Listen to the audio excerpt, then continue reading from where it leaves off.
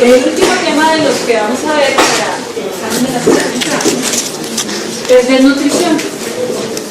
Desnutrición como parte del gran componente de malnutrición infantil. La primera clase de esta mañana que tuvieron con la doctora Paredes se refería a obesidad y a síndrome metabólico. Y curiosamente la dimos primero, obesidad, porque en contra de lo que uno pensaría en este momento en nuestro país, hay muchos más niños en riesgo de sobrepeso y de obesidad que pues dentro del amplio espectro de la malnutrición estamos profundamente preocupados porque progresivamente nuestra población infantil ha sufrido lo que se llama una transición nutricional y pasamos de estados de depresión importantes a estados de sobrepeso y obesidad. Y en manos de ustedes está ayudar a prevenir que esta epidemia se... ¿Sí? Está bien. Gracias, sí. Muy bien. Entonces, para no fatigarlos mucho, ¿cierto? Y que pueden ir a dormir. Vamos a hablar de los conceptos generales de desnutrición. Como siempre, yo les dejo materiales del Pasabana, no sé si lo hayan consultado algunos, otros no, pero pues ahí les queda material de estudio y parte de lo que vamos a hablar ahorita pues está en ese material, ¿vale? Entonces, la malnutrición en general, ¿cierto?, es la principal causa de muerte en los niños menores de 5 años. Obviamente asociado a los estados de malnutrición. Muchas gracias, buenas tardes. Asociado a estos estados de malnutrición vienen otras cosas, como pueden ser procesos infecciosos recurrentes, etc., que acompañan al proceso de malnutrición y son los que en última son los causantes de muerte. Yo creo que ustedes han tenido oportunidad de ver y escuchar en sus experiencias todos los problemas que ha habido alrededor de la situación de los niños buenos, que han muerto algunos niños, pero se ha suscitado polémicas por mala utilización de términos. Una de las muertes que hubo el mes pasado, atribuida a desnutrición, después salió nuestro querido ministro de Salud a decir que el niño no se había muerto de desnutrición sino de un paro cardiorrespiratorio.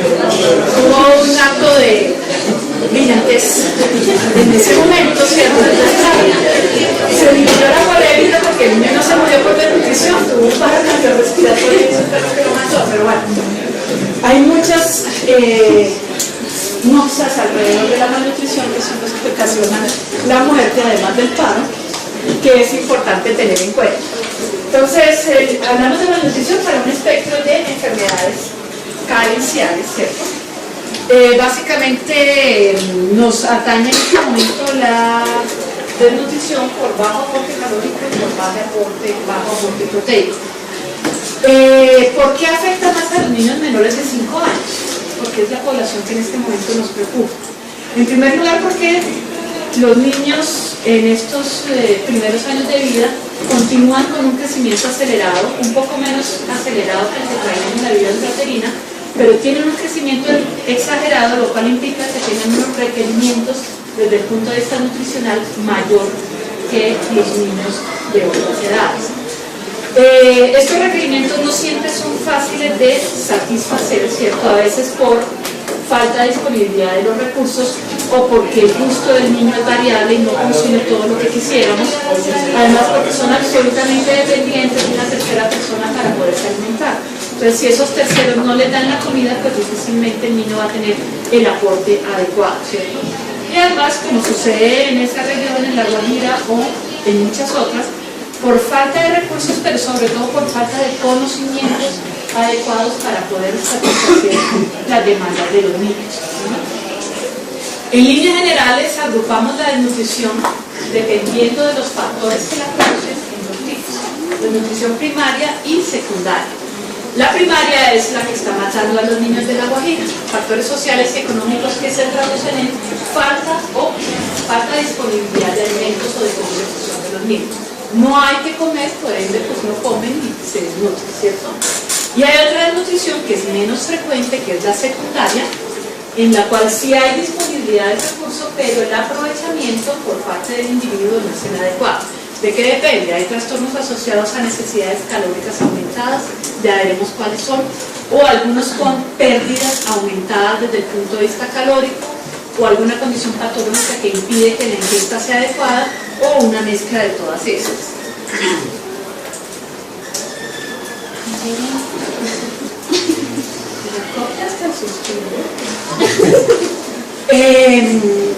Cuando hay necesidades calóricas aumentadas en todos los procesos hipercatabólicos, como puede ser una infección, un politraumatismo, neoplasias, los postoperatorios, estados de sepsis de cualquier etiología, etc. Entonces las demandas son mucho mayores y el aporte, probablemente por las mismas condiciones de salud del paciente, no es el adecuado.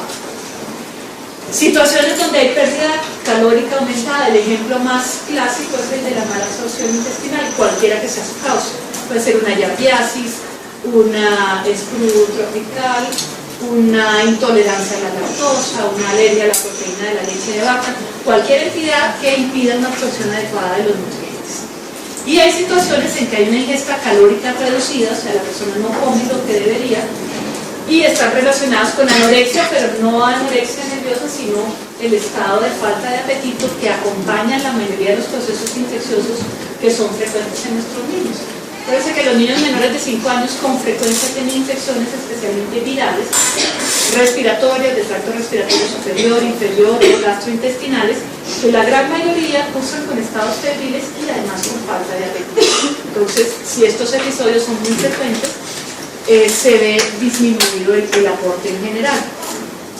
Restricción de la ingesta oral por cualquier motivo, niños que están hospitalizados por cualquier enfermedad y se nos ocurre dejarlos sin vía oral mucho tiempo, ¿cierto? Y lo han visto ustedes en sus sitios de práctica. ¿Tiene dificultad respiratoria? Sin vía oral, pero no se pasa una sonda nasográfica para la alimentación.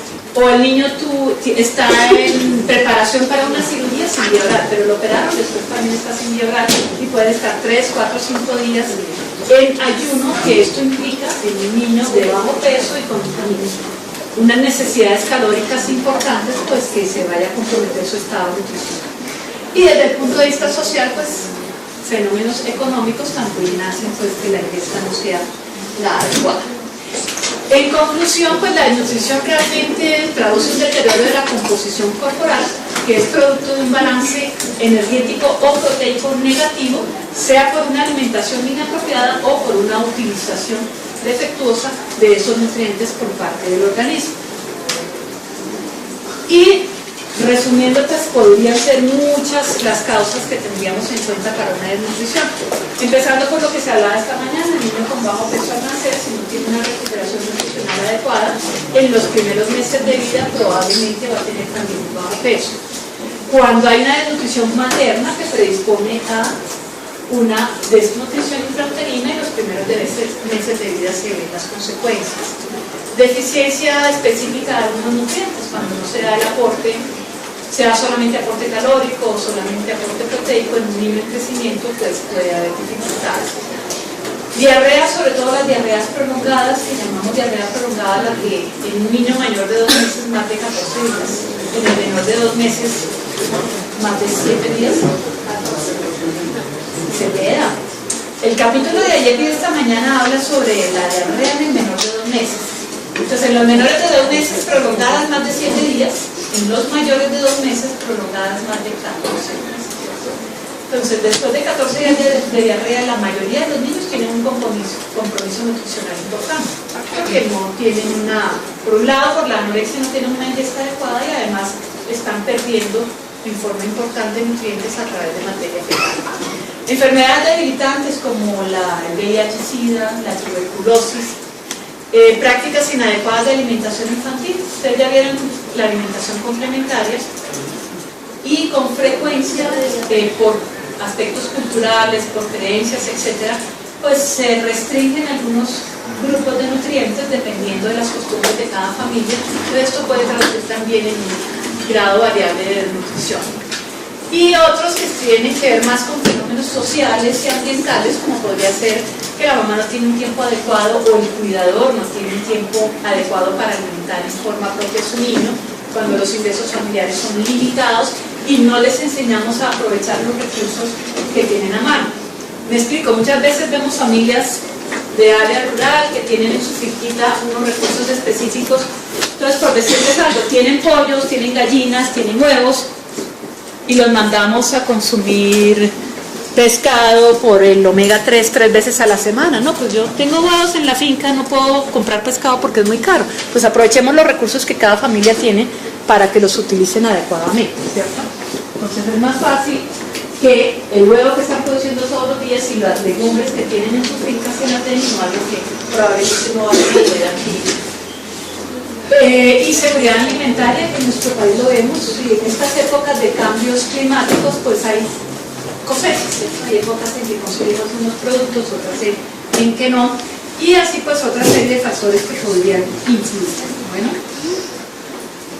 existen varios tipos de malnutrición y específicamente de desnutrición. Malnutrición en general son los aspectos, ¿cierto? Desnutrición y obesidad, que se las pongo aquí al final. Pero con respecto a la desnutrición hay dos tipos muy claros. El uno se llama marasmo y el otro se llama kwashiorkor. ¿Quién sabe la diferencia entre uno y otro? ¿En cuál de los dos hay edema? En el kwashiorkor o kwashiorkor, le van a decir algunos, hay edema. En el marasmo, ¿qué hay?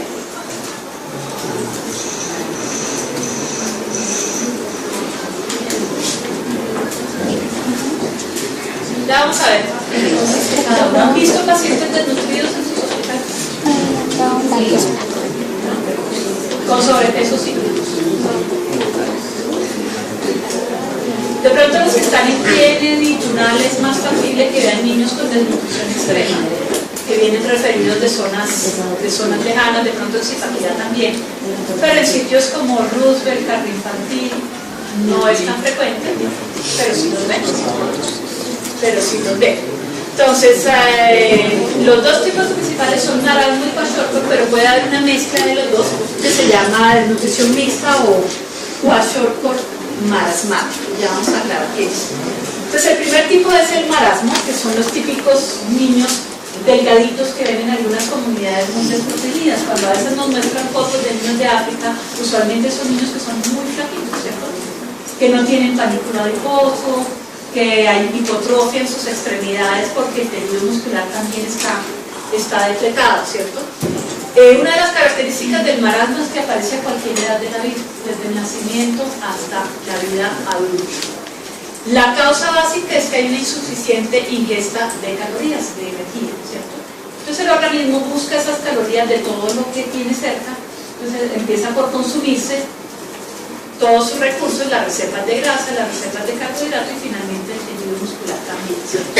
Entonces, ¿qué traduce una emaciación muscular generalizada? El factor del DA. Generalizada. Entonces son niños extremadamente flacos.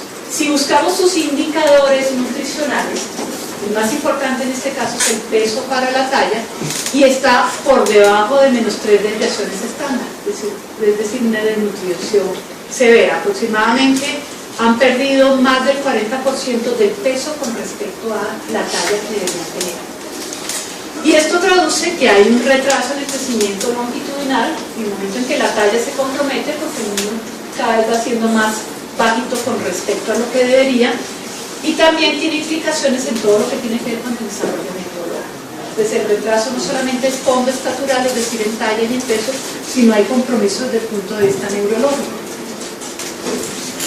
Vemos a veces extremos, niños que tienen una anorexia muy marcada, es decir, no les provoca comer nada, u otros que están en fases iniciales del marasmo, que ven comida y tienen un apetito porque no han tenido el contacto con la comida. Lo que sucede es que cuando ya el estado se cronifica, el organismo se acostumbra, cambia el metabolismo y se acostumbra a vivir con cantidades cada vez menores de energía. Entonces, si les pasa la comida por el lado, ya no les preocupa porque no tienen esa avidez por adquirir el aporte energético. Muchas veces hay intolerancia digestiva cuando intentamos realimentarlos, tienen intolerancia a la lactosa, a otros carbohidratos y la intolerancia a los carbohidratos complejos, que se manifiesta por vómito la mayoría de las veces, y podemos ver casos extremos en cuanto a estreñimiento severo o episodios de diarrea que muchas veces es prolongada. Con frecuencia se complican con procesos infecciosos, como les comentaba al principio, gastroenteritis, infecciones respiratorias, y además hay algunas lesiones que son secundarias al bajo aporte de vitaminas que acompañan la pobre ingesta. Entonces, dependiendo de la vitamina que esté comprometida, las manifestaciones serán en diferentes niveles. Lo opuesto al marasmo es el kwashiorkor, que es la desnutrición edematosa. Entonces son esos niños que vemos muy bonitos, muy gorditos, muy redonditos, pero están gorditos, están llenos de agua, porque tienen un edema generalizado. Entonces muchas veces la familia no consulta en forma precoz, porque es que lo lindo es ver un bebecito redondo, es la tradición, bien gordito, así sea despinchado. El término kwashiorkor viene de un dialecto africano de Ghana, que significa la enfermedad de los niños destronados o destejados cuando nace el siguiente bebé. El kwashiorkor lo vemos típicamente en niños menores de 2 años, a diferencia del marasmo, que puede ser a cualquier edad. ¿Y por qué a esta edad? Porque tienen una suspensión prematura de la lactancia materna y se reemplaza por fórmulas que no son adecuadas para la edad del niño. Y tradicionalmente se veía antes cuando los embarazos en las mamás eran muy frecuentes, ¿cierto? Que la mamá tenía un niño y antes del año el otro y el otro y el otro, entonces no alcanzaba a dar una lactancia suficiente entre uno y otro. Entonces siempre el perjudicado era el anterior, ¿cierto? Porque no completaban la lactancia y empezaban una alimentación complementaria que era inadecuada. Y además la mamá se ocupaba en la atención del siguiente hijo y quedaba un poquito desprotegido el mayor. Entonces, ¿qué les daban de comer? Pues una alimentación rica en carbohidratos, ¿cierto? Perdón. Lo que llamamos muchas veces farinácea. Ustedes a veces hacen interrogatorio alimentario en niños menores de 1 año que le suspenden la leche materna, pero empiezan a darle las famosas coladas. Y uno le pregunta a la mamá, ¿de qué es la colada? No, de plátano, viva plátano, o vita plátano, de maicena, ¿cierto? De avena, de harina de cuchuco, de harina de no sé qué, pero muchas veces las preparan solo en agua, no tienen contenido proteico derivado de la leche. Entonces, pues es un aporte inadecuado en cuanto a proteínas. Entonces las proteínas se depletan, los niños entran en un estado hiponcópico, porque hay hipoalbuminemia y favorece el desplazamiento de los líquidos hacia los tejidos externos, y por eso los niños quedan lindos, pero bien hinchados, muy redonditos. Pues alimentación, básicamente carbohidratos, pobre en proteínas y sobre todo en proteínas de alto valor biológico, ¿sí? Y de algunos micronutrientes que son fundamentales para nuestros procesos. ¿Cuáles son las proteínas de alto valor biológico? ¿La de qué? ¿Pero por qué son de alto valor biológico? Porque son aminoácidos esenciales. Porque son las que tienen los aminoácidos esenciales. ¿Qué cuántos son? Es que eso en otorrino no lo vimos. ¿Cuáles son los aminoácidos esenciales? 7. 7 y 4, ¿cuánto da? Fenilalanina. ¿Cuánto da 7 más 4? Esos son los aminoácidos. Es que se complementan. Parte y parte. Aminoácidos esenciales que no los puede sintetizar el cuerpo humano, por eso hay que adquirirlos en forma exógena. Entonces, en la alimentación deben estar incluidas las proteínas de alto valor biológico para poderle dar al niño esos aminoácidos que él no puede sintetizar. Y alguien había dicho para el huevo,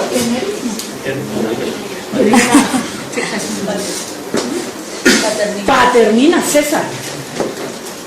La proteína patrona es la proteína del huevo, tiene todos los aminoácidos esenciales. Entonces volvemos a lo mismo, si los papás lo que tienen es una gallinita que produce huevos, ¿por qué no darle huevo al niño que tiene todos los aminoácidos esenciales? ¿Sí?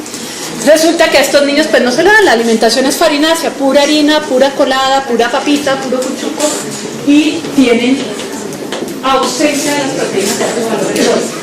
No quiere decir que desde el punto de vista de origen vegetal no se puedan hacer proteínas de alto valor biológico.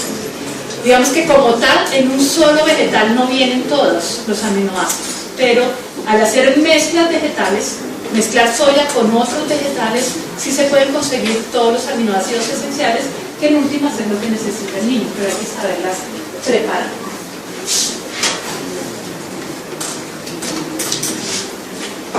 Entonces, como les comentaba, en los primeros 2 años de vida es la época en que vemos con mayor frecuencia este tipo de desnutrición, por lo mismo, por el pobre aporte proteico y gran aporte a nivel de carbohidratos. A veces lo podemos ver en niños en edad preescolar que tengan una mala alimentación también, pero lo más frecuente es que sean menores de 2 añitos.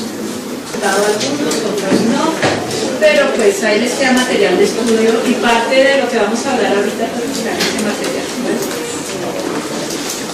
Entonces, la malnutrición en general, ¿cierto?, es la principal causa de muerte en los niños menores de 5 años.